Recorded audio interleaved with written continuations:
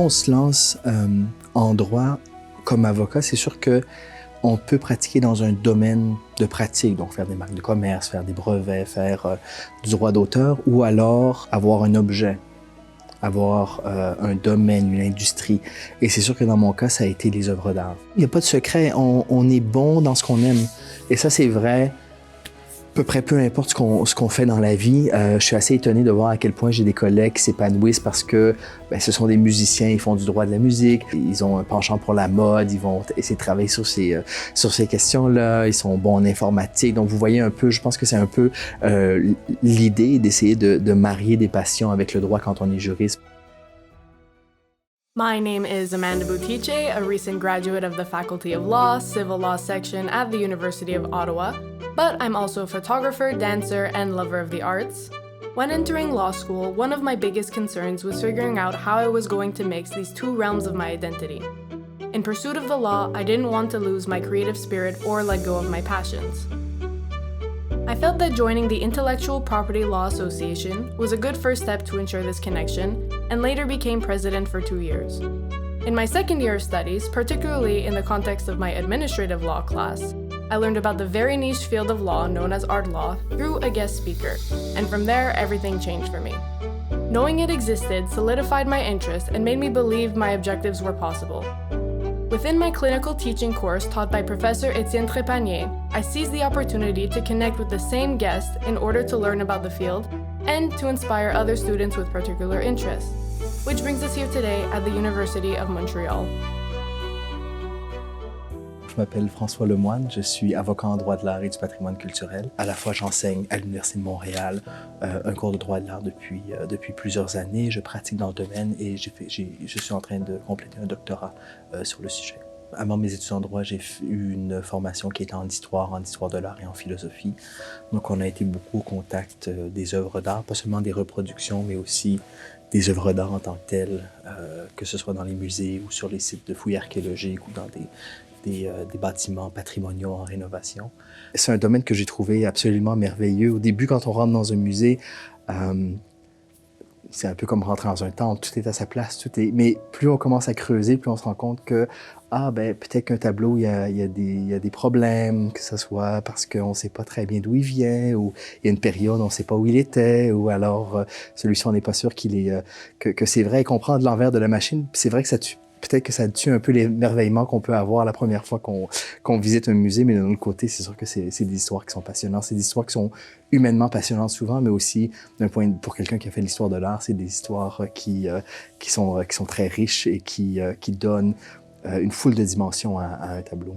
C'est certain que quand j'ai commencé en droit, j'ai voulu comprendre comment le droit traitait de ces questions et finalement pour me rendre compte qu'au Canada, il y avait assez peu de travail qui avait été effectué, que ce soit sur les faux, que ce soit sur la provenance, pour savoir qu'est-ce qu'on fait lorsqu'on a un tableau pour lequel il y a eu des vols ou il y a des trous, on ne sait pas où il était pendant une certaine période, pour l'import-export des biens culturels, pour le contrôle du marché noir. Et donc, mon objectif a été de travailler sur ces questions en droit canadien, parce qu'il y avait eu beaucoup qui avaient été faites aux États-Unis, des choses faites aussi en France, en Italie, au Royaume-Uni, mais ici, c'est quelque chose qui était relativement récent. Donc, mon cabinet s'appelle Règles de l'art, seulement du droit des biens culturels, c'est-à-dire des œuvres d'art, des sculptures, des peintures, des biens archéologiques et toutes les questions juridiques qui peuvent se rattacher. C'est un cabinet individuel, là. Je suis le seul à y travailler, mais finalement, je travaille très souvent en équipe. Si j'ai une question en droit fiscal, il va forcément falloir que je travaille avec un fiscaliste. Si j'ai un problème de succession, il va falloir que je travaille avec un notaire, avec quelqu'un qui est spécialisé dans le domaine. Les œuvres d'art bougent très facilement. Donc, très souvent, ce sont des dossiers internationaux. Donc, je suis souvent appelé à travailler avec des collègues à l'étranger, aux États-Unis, en Europe, pour l'essentiel, que ce soit pour leur fournir des opinions juridiques, pour s'assurer qu'une transaction fonctionne, pour travailler sur un dossier de restitution.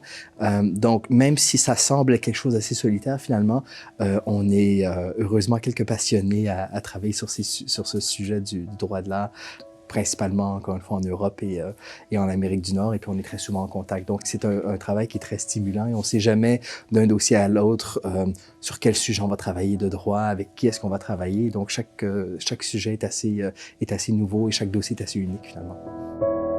Je pense qu'il y a 2 dossiers que où j'étais vraiment très, très, très heureux euh, du, euh, du résultat. Les 2 fois, probablement parce qu'il y avait un aspect un intérêt public. Et donc, ça dépassait un simple conflit privé. En droit de l'art, c'est souvent ça, parce que une table, une chaise, un objet du quotidien, ben, ça va seulement intéresser le propriétaire, point à la ligne, alors qu'une œuvre d'art, quand elle est restituée, ça peut être toute une communauté qui est affectée positivement. Et il y a quelques années, on avait réussi à négocier le renvoi d'un tableau de Norman Morisseau à Thunder Bay, tableau qui était dans le Confederation College, qui est un collège où il y avait beaucoup de jeunes autochtones qui venaient pour avoir une éducation un peu plus technique. Et donc, ces 2 tableaux étaient à l'entrée pour un peu souhaiter la bienvenue.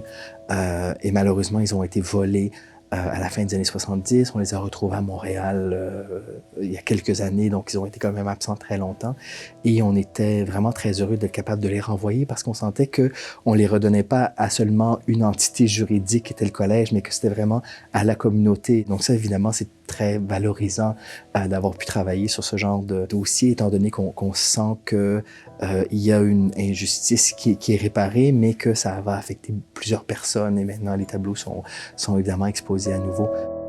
J'ai eu énormément de chance parce que dès la première année de pratique, j'ai commencé à enseigner un cours de droit de l'art et ça fait plusieurs années que je l'enseigne. Donc d'abord à Ottawa, puis maintenant à l'Université de Montréal. Ça va être la 9e fois que j'enseigne à l'Université de Montréal. Je pense que tout le monde a été un peu surpris du succès du cours parce qu'au début, c'est Benoît Moore qui est maintenant juge à la Cour d'appel, qui était doyen par intérim à l'Université de Montréal à l'époque. Et donc, bon, ils s'étaient dit, on va tenter l'expérience, mais ils s'attendaient peut-être à avoir, tous les 2 ans, tous les 3 ans, mais pas que ce soit quelque chose de régulier. Et finalement, ça a eu relativement de succès auprès des étudiants.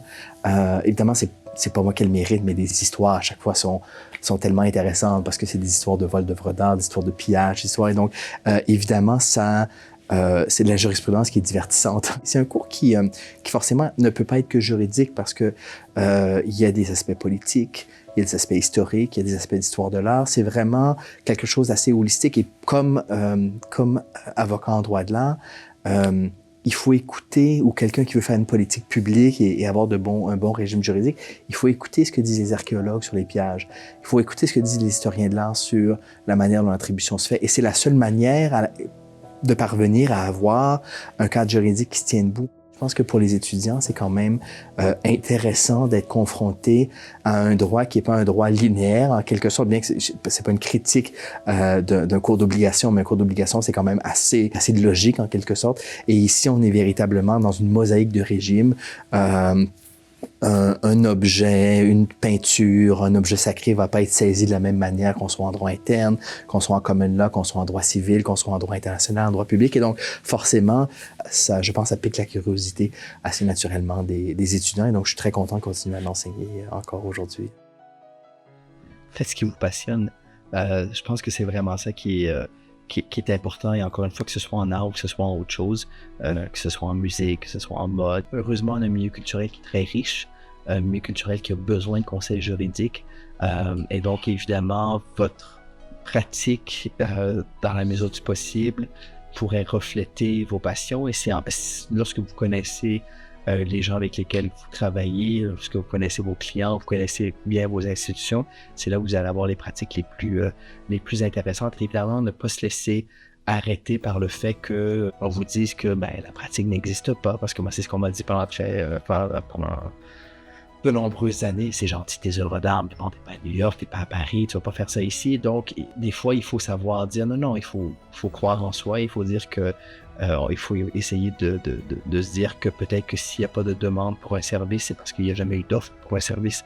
Et donc, le fait d'avoir cette offre, évidemment, c'est pas une carrière qui va nécessairement être très linéaire, qui va nécessairement être très facile, mais je suis pas le seul dans cette situation-là. Le fait d'offrir des services juridiques qui sont un peu novateurs, ça va intéresser les clients, et peut-être qu'ils vont préférer aller faire affaire avec qui est spécialisé en droit de bête plutôt qu'avoir quelqu'un qui est plus généraliste. Donc évidemment, je pense que quand on est à la faculté de droit, on a du mal à voir la richesse des carrières qu'on peut avoir. fonction publique, on soit dans le privé, ça peut être en grand cabinet, en petit cabinet, en solo, dans des organisations internationales. Et donc, c'est important pour les étudiants de poser des questions. Donc, évidemment, il y a la loi moyenne de la course au stage. C'est pas du tout une critique des grands cabinets. C'est très bien pour beaucoup de gens. Puis, et ce sont des pratiques qui peuvent être extrêmement intéressantes. Mais si cette voie-là ne vous convient pas, c'est pas parce que vous en entendez pas parler à la faculté qu'elle n'existe pas nécessairement. Et donc, c'est important de sortir, c'est important d'écrire aux gens qui ont des carrières qui vous semblent intéressantes. Et puis, c'est important de vous documenter. Évidemment, souvent, ça va prendre un peu plus de temps avant d'arriver à ce que vous voulez. Mais au final, on peut être très content de pratiquer quelque chose qui nous passionne.